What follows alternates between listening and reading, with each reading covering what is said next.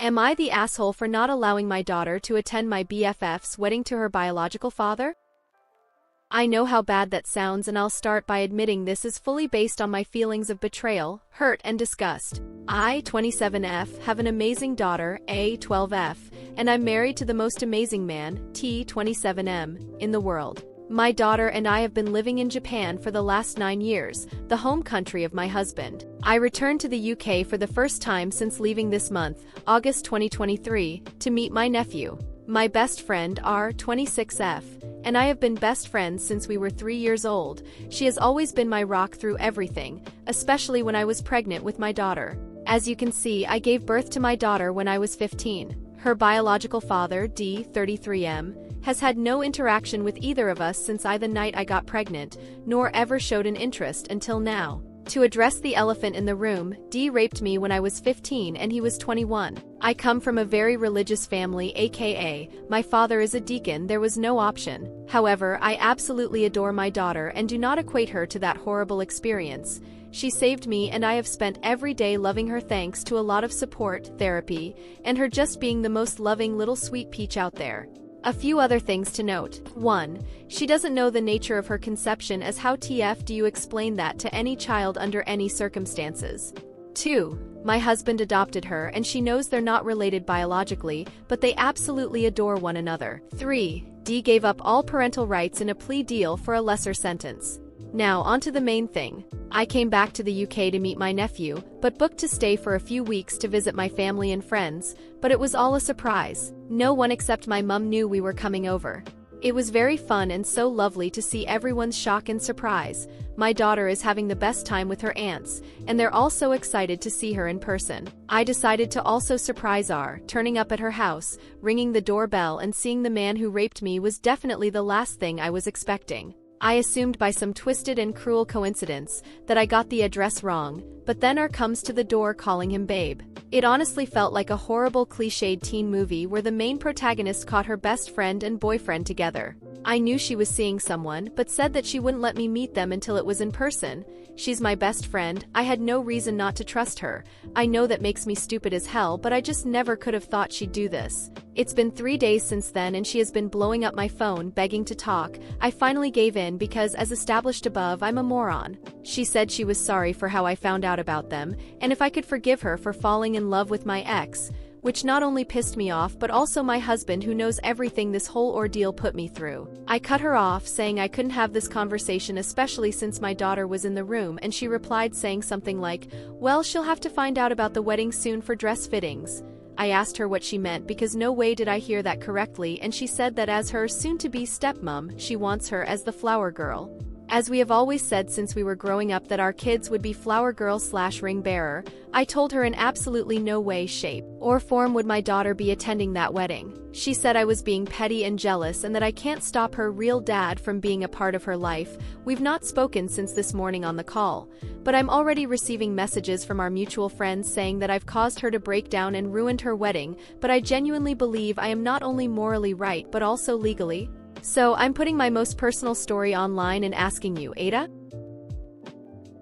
Just to prevent any disappointment, this isn't a proper update but more so a post for more information with a little update at the end. You can skip to that if you want. Firstly, thank you to those who took time to assure me that I'm not in fact crazy for believing myself to be in the right. Secondly, to those saying this is fake, please manifest that harder so I wake up from this nightmare. Thirdly, my bad for the title, I also would have taken it as my BFF marrying her own dad.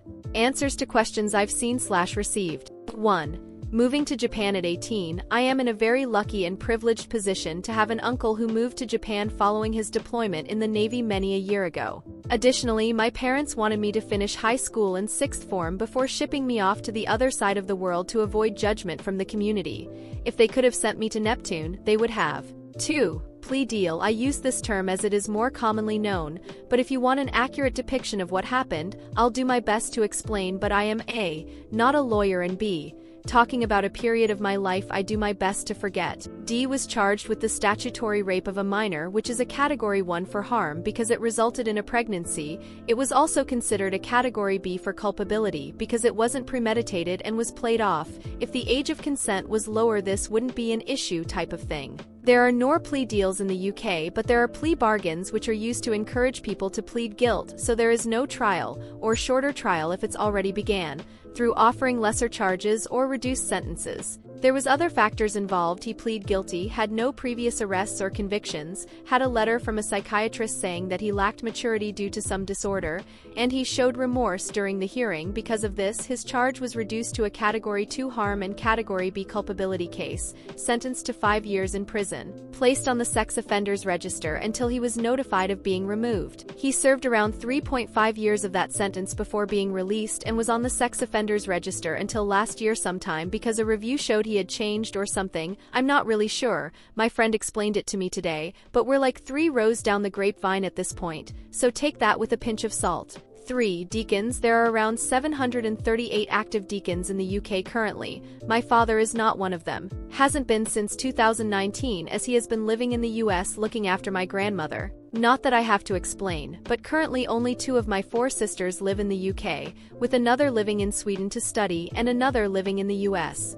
I recognize completely the privilege we have to live all over the world. If this means you think I'm lying, then I repeat, please keep manifesting that so I no longer have to deal with this. 4. I am many things, but my daughter is my whole world and I will do anything to protect her. I was not on here to see if I should allow her to go to the wedding.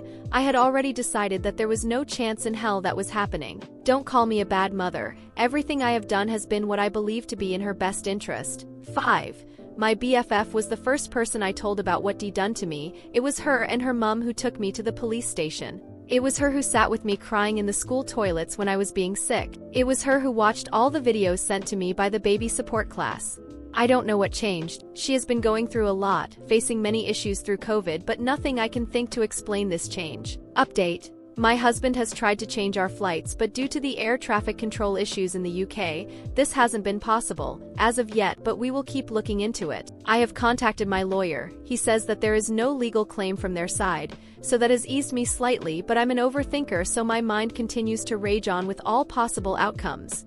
With regards to talking to my daughter and explaining everything, she isn't completely in the dark over the circumstances. She knows it was a bad situation, and whenever she has asked questions regarding her paternity, I've done my best to explain to her without outright stating you were a product of rape, because I don't want her to ever question whether she is loved or wanted. She is going into that really vulnerable age and I'm trying to be as sensitive as possible surrounding it, but my husband and I have decided that due to the circumstances, we need to tell her.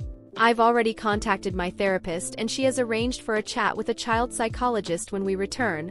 My daughter will then have the option of speaking with my husband or I present, or having sessions on her own. I've been dealing for years with my trauma, and it was selfish on my part to wait this long, but my childhood was taken away by this man and I believed I was protecting her, but I now know I was protecting myself.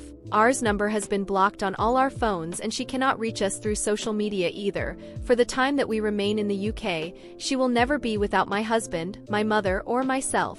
Thank you all for your words of support. My mind has been spinning non-stop, but I'll power through for my daughter. Edit. My friend's mother passed away in 2020 before she had ever mentioned a partner, but I know for a fact she wouldn't approve. She would have kicked her ass up and down the street. She was a wonderful woman.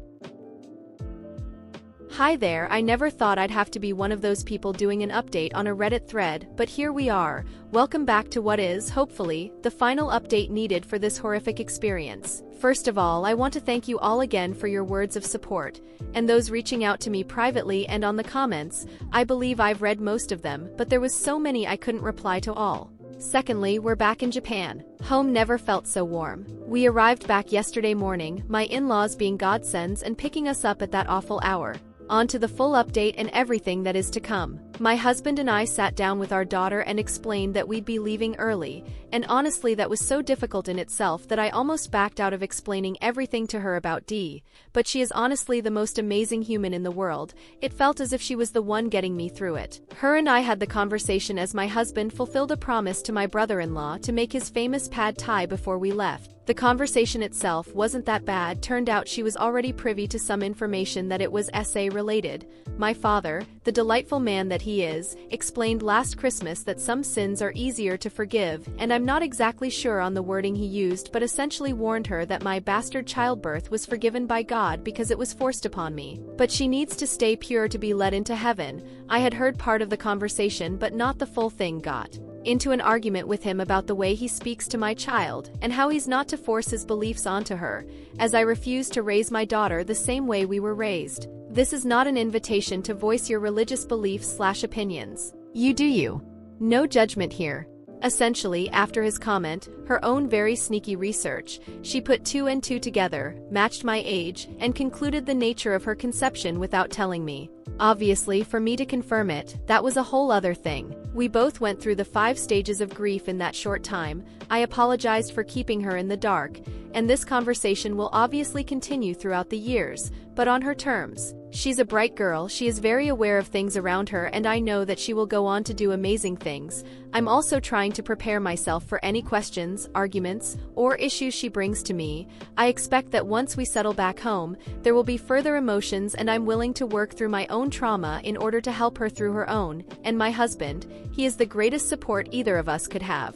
She has her consultation with the therapist on Thursday. She wants us all to go together, and then she can decide on what course she wants to take from then on out. She's just been catching up on her sleep yesterday and today, and without going into the details of what went down with R, she understands not to reach out to her, and if she receives anything from her to tell me or her dad straight away.